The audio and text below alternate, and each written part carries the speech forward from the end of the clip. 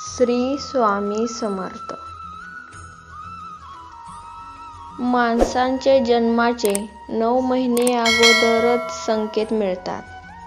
अगदी तसेच माणसाच्या मृत्यूचे संकेतही 9 महिन्यापूर्वी समजलेले असतात. मृत्यूपूर्वी काही घटना घडतात, त्यातून हे संकेत मिळत असतात. ह्या घटना सूक्ष्म असतात, त्याकडे आपण दुर्लक्ष करतो. पण मृत्यू अगदी जवळ आला की लक्षात येतं की वेळ निघून गेलेली आहे.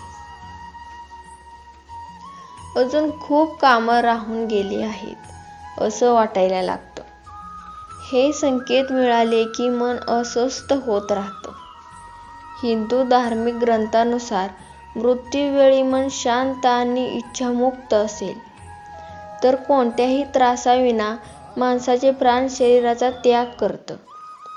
अशा माणसाला मोक्ष प्राप्त होतो. ज्योतिषानुसार माणसाच्या शरीरात 7 चक्र असतात. सहस्रार, शीर्षचक्र, आज्ञा, ललाट चक्र, विशुद्ध कंठचक्र, अनाहत हृदय चक्र, मणिपूर सौर स्नायुजाल चक्र, स्वाधिष्ठान स्त्रीक चक्र, मूलाधार आधार चक्र अशी चक्र असतात. जेव्हा माणसाचा मृत्यू होतो तेव्हा 7 पैकी एका चक्रातून माणसाचा आत्मा शरीराच्या बाहेर पडतो. तर माणसाच्या मृत्यूपूर्वी मरणाचे कोणते संकेत मिळतात ते जाणून घेऊया. नाभी चक्रात तुटायला सुरुवात होते. धार्मिक ग्रंथाचा आधार घेतला की मृत्यूवेळी सर्वात पहिल्यांदा नाभी चक्रात वेग येतो. नाभी चक्र म्हणजे मणिपूर ध्यान चक्र तुटतं.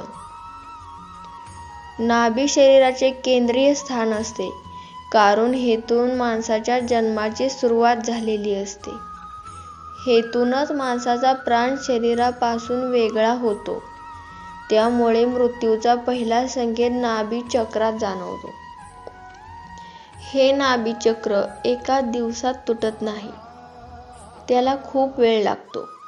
जसजसा नाभी चक्र तुटत जातो तसतसा मृत्यू जवळ येत राहतो. तसं पाहिलं तर मृत्यूपूर्वीचे संकेत कसे मिळतात ह्याचा उल्लेख अनेक धार्मिक ग्रंथात केलेले आहेत.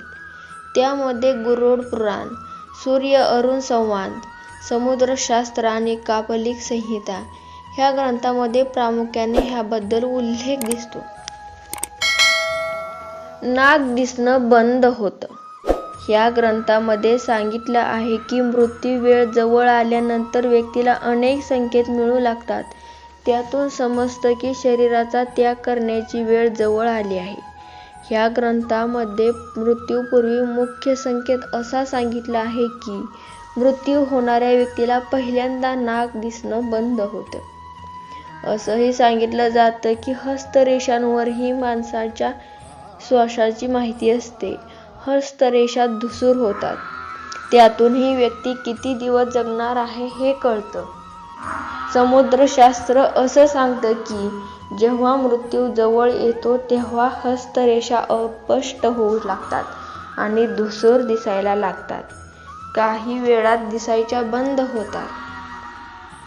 पूर्वजांचा आसपास बास व्हायला लागतो.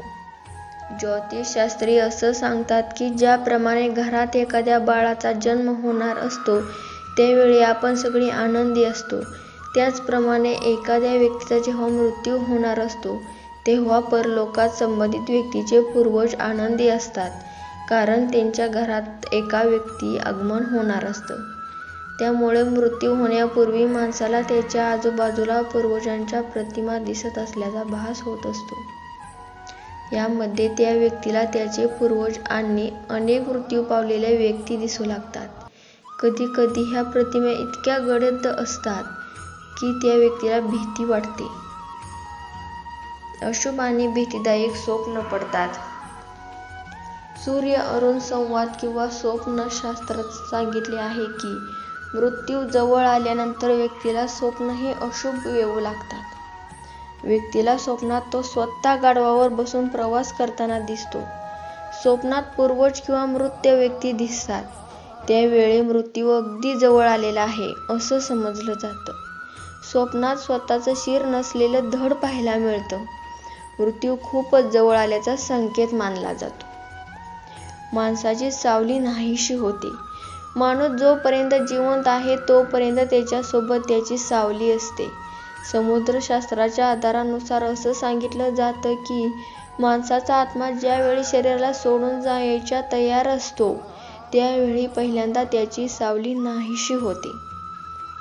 याचा अर्थ असा नाही की माणसाची सावली दिसत नाही, पण ती सावली पाहण्याची दृष्टी व्यक्तीची नाहीशी होते.